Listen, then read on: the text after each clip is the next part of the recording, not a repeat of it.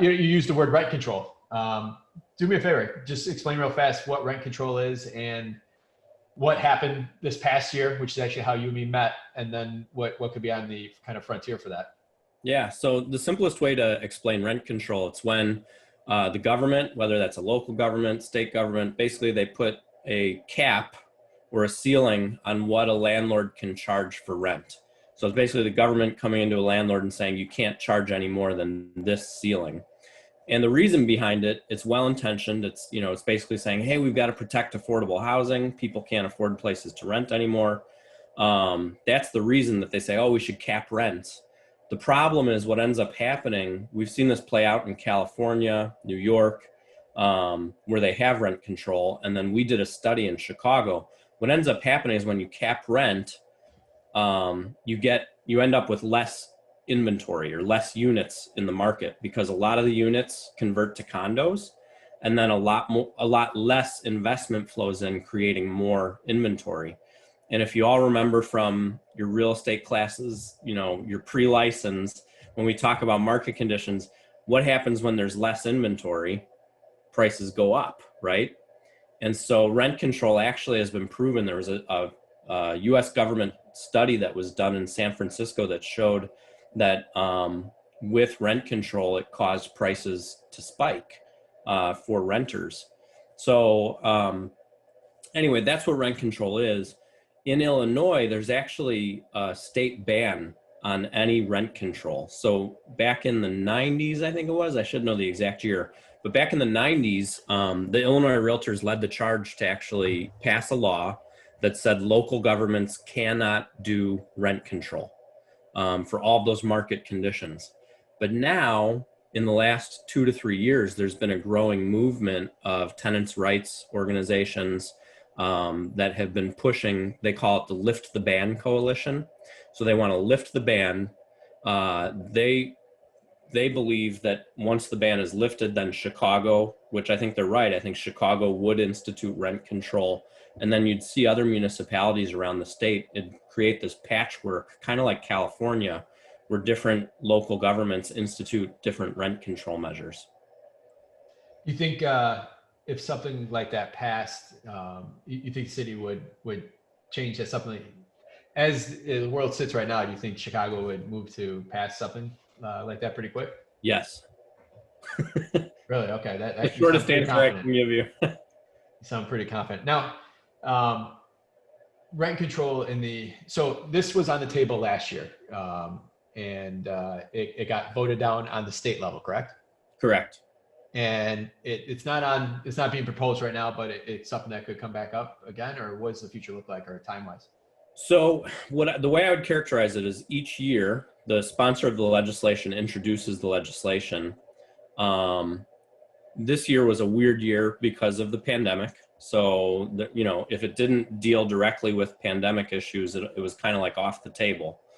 Rent control kind of fell into that category. That being said, coronavirus and the pandemic and all of the economic fallout from it has really created an environment where my fear is that rent control has been gaining momentum. So what we'll see, I think in the fall, the state legislature will have what's called a fall session, which is just a few days. I think we'll see talk. We may see some headlines or people doing events in Chicago trying to promote rent control.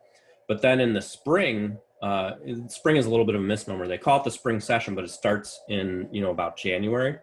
So in early next year, I think you'll see this legislation get introduced again.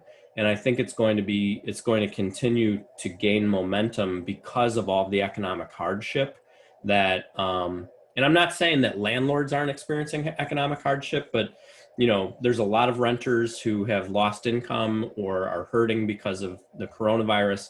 And I think that's building to this argument. We need, for people saying we need rent control. I think we're going to see that in the spring. It's going to come back with a vengeance. The rent control in the suburbs, what would make a suburb want to have rent control, I guess, in their particular community? Chicago, I can see with the politics and all that, it happening, preventing gentrification, stuff like that, or because of gentrification, changing so many neighborhoods over the years. Why would a suburb lean towards having rent control? Well, I think the purest answer to that is affordability issues. So if you look at, and it's kind of like a combination of affordability with political makeup, right? So if you saw the lift the ban, if the ban was lifted on rent control, Chicago would probably go. Oak Park, I'm guessing might. Evanston, some of the north suburbs might start to go for it in terms of rent control. But one of my concerns that I have, I can't remember if I discussed this with you previously. One of my concerns that I have is that some municipalities might use it as almost a perverse way to discourage rentals, period. Yeah. So I could see maybe not a Romeoville, but like, what's a good example of like an anti-renter? Country Club Hills. Yeah, I could see like a Country Club Hills just saying, yeah, we're going to institute rent control and we're going to put the cap at a level that just makes it completely unrealistic. You can only charge $200 a month rent. And so then basically everybody's just going to go, oh, well, if I'm a landlord there, I'm selling my house because I can't rent it and possibly make any money. So I could see something like that happening on the flip side. Let me ask you this question. You might not know the answer, but how rent control with like Section 8 housing, now that Section 8 vouchers are spread out throughout the Chicagoland, in the Collier County as well too, how does that come into play where the HUD actually sets those rates versus particular area that might have rent control in it? So I think getting into here's my political answer, or my politician answer. My politician answer is that if Chicago or any other municipality were to set up rent control, what they would do is they'd have like a board or a group, like it would all be in the legislation. They'd have a board or a group that would come together to determine what are the market rents or how are they going to cap it. Like I think it was it Portland or Oregon basically said, they set a base rate and then they said it can only go up by 7% every year. Of course, now they're already talking about dialing that back. But so that's the political answer, is like it'll be within whatever legislation is set up. I think, so just kind of thinking out loud, I think what they would probably do is work together with the housing authorities that set those, so that they were kind of in concert with each other, if that makes sense. So from a practical standpoint, I mean, I think they would find a way for those to sort of be equal to each other.